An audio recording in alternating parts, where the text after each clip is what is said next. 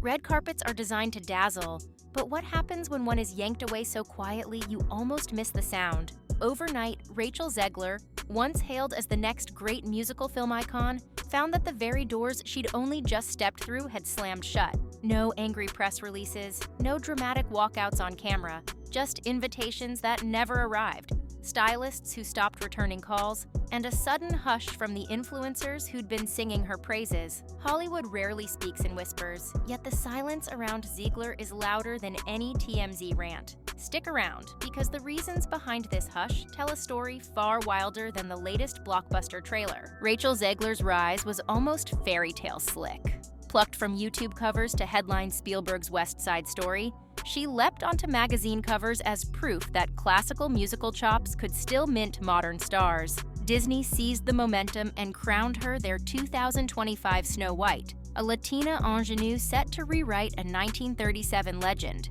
But from the moment Zegler called the original animated classic weird and extremely dated, the glass slipper cracked. Online culture warriors marched under hashtag #NotMySnowWhite, while legacy fans cried childhood sabotage. Her follow-up political posts denouncing Trump voters and wading into Middle East debates shifted the backlash from nostalgia to nuclear. Suddenly, every trailer drop triggered comment section trench warfare. Disney hoped box office magic would drown the noise. Instead, its $250 million gamble opened to a limp $43 million weekend, landing with the grace of a poisoned apple. Executives whispered about counterfeit nostalgia.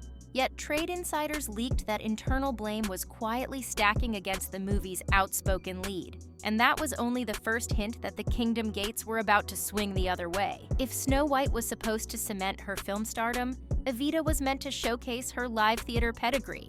Landing Eva Peron in a prestige Broadway revival is the kind of resume booster agents dream about. Rehearsals, however, became legend for all the wrong reasons. Within days, leaks painted a rehearsal hall blanketed in tension. Crew nicknamed the process the circus after an audio clip surfaced of Zegler challenging a vocal coach line for line, her voice ricocheting off the rafters. In another headline-setting moment, security footage allegedly showed her being escorted off-stage mid-tirade, a scene YouTube commentators replayed frame by frame like it was the Zapruder film. Most damning, insiders claim a decorated Broadway veteran packed up and quit the production after a showdown so loud it bled through multiple rehearsal rooms. By week 2, producers were rewriting rehearsal schedules to keep potential flashpoints apart. Yet word had already reached Hollywood boardrooms. A crisis was brewing. And this time, the cameras weren't rolling, meaning there was no post-production fix. By the time clips leaked, studio execs had begun asking whether continuing to align with Zegler was worth inheriting a storyline spiraling out of their control. The chorus of quiet dissent grew louder behind closed doors, setting up the coldest shoulder in showbiz. But the real frostbite hit when the invites stopped landing in her inbox. First to disappear were the fittings. Zegler was scheduled to be draped in couture for a high-profile gala, until the fashion house abruptly rescheduled with no follow-up. Next came the press junket ambush. Her name printed on early call sheets, then omitted 48 hours before the interviews. Journalists whispered that studio PR quietly redrafted question lists because the diva in the room won't be in the room. YouTube scoop artists soon reported that multiple major studios had adopted an unofficial no presser, no problem policy. Keep Zegler on the payroll for now, but scrub her from promotional rotations. Like being ghosted by an entire industry, the freeze-out arrived with no receipts. Only a chain of canceled cars, uncalled stylists, and unexplained seat changes at events. Hollywood avoided the lightning rod not by confronting it, but by turning out the lights whenever she approached. And in an ecosystem where appearances generate momentum, invisibility is a career few survive. Still, an even sharper silence waited online. Social media loves a redemption arc, until the algorithms smell smoke. Directors who once called Zegler the future haven't double-tapped a post in weeks. Former co-stars who used to flood timelines with backstage selfies now pretend she's on a digital island. Even a charity gala she'd championed quietly replaced her photo on the guest list and issued no "wish you were here" nod. In an era where likes are informal contracts and tagged photos prove alliances, the absence feels louder than a public unfollow. It tells casting directors that no one wants a headline reading "co-star defends Zegler."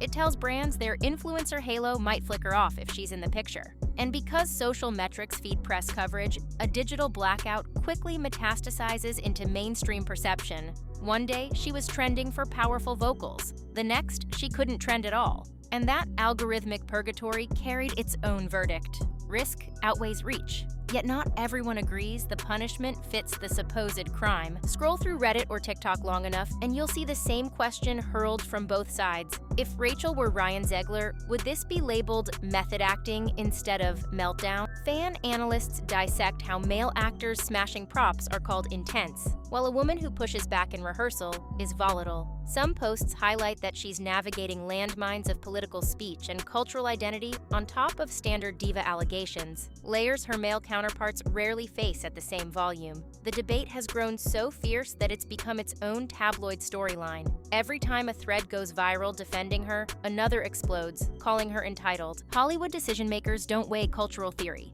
They weigh numbers. But the optics, gender, ethnicity, politics now influence those numbers more than ever. So whether or not sexism fuels the freeze, the conversation itself adds another unpredictable flame.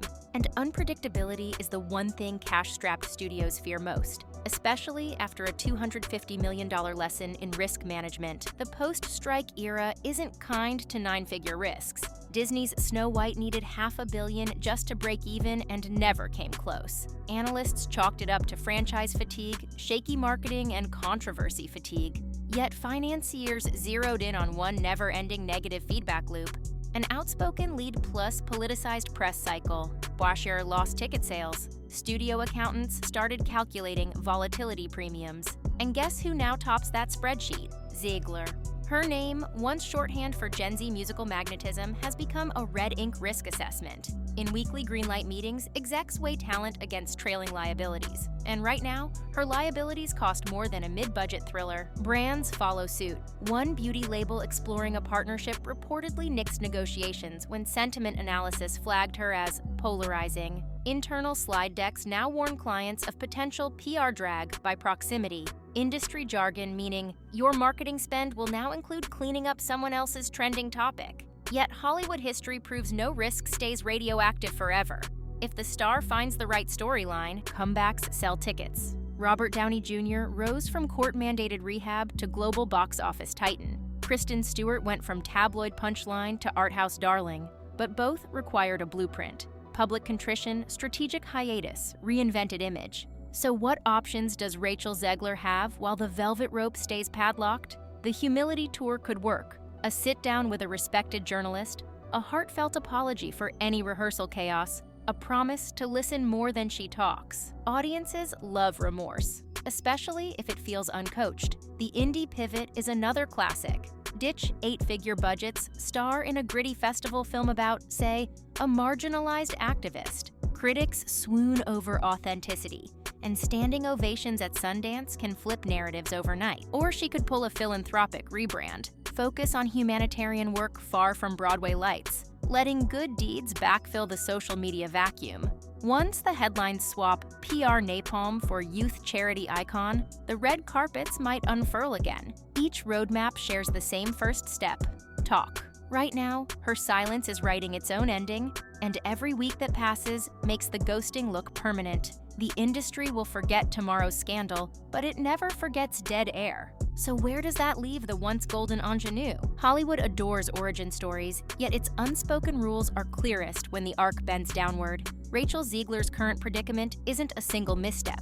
It's a cascade: Snow White backlash, Evita upheaval, then a hush so complete it echoes. Each canceled invite or untagged selfie is a pixel in a bigger picture. The industry's most powerful punishment is often the quiet subtraction of opportunity.